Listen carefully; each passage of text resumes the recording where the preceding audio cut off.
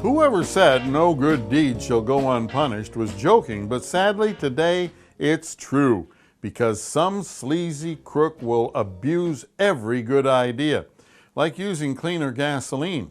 Just be careful how you do it, because many drivers who are trying to improve the environment are getting screwed over big time.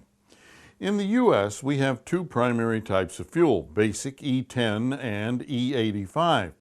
Common E10 is 10% ethanol mixed with 90% gasoline and helps reduce vehicle emissions.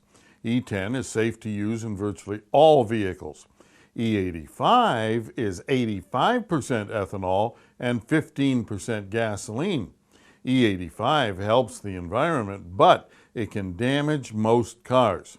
Because of its high percentage of ethanol, E85 can only be used in flex fuel vehicles. If your car isn't flex fuel, never use E85. E85 is a good idea, but scam artists are using it to cheat drivers. These thieves without guns advertise cheap E85 conversion kits, aimed straight at drivers who are trying to improve the environment.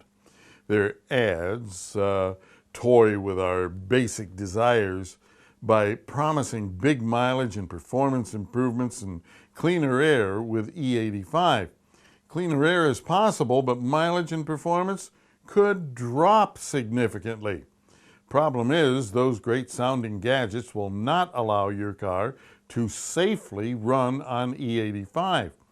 The scam artists also claim their gimmicks are government and vehicle manufacturer approved, but they lie.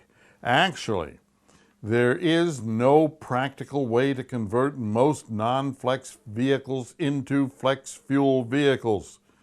To understand the differences between flex and non-flex fuel vehicles, I talked with engineers at GM. They supplied me with a list of parts GM considers mandatory to make a car E85 compatible, and it is daunting. E85 is corrosive, so the first issue is preventing corrosion from E85, starting with a special fuel fill pipe that includes safety items like a flame arrestor and an anti-siphon valve.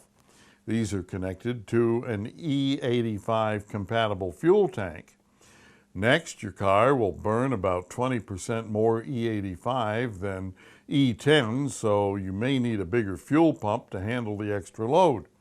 Also, due to E85 corrosion issues, in-tank wiring, the gas gauge unit, fuel lines, and filters have to be made ethanol tolerant.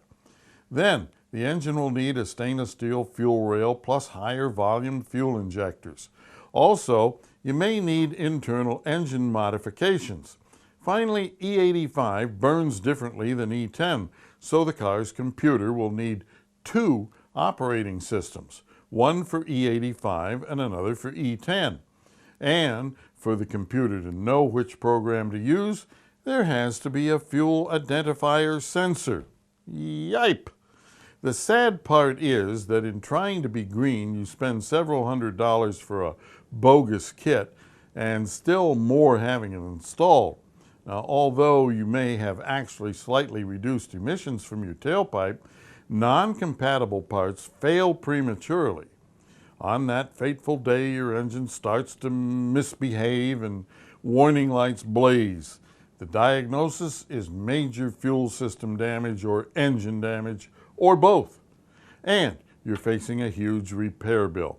So, if your car is not flex fuel equipped, don't be taken in by flex fuel conversion kit crooks.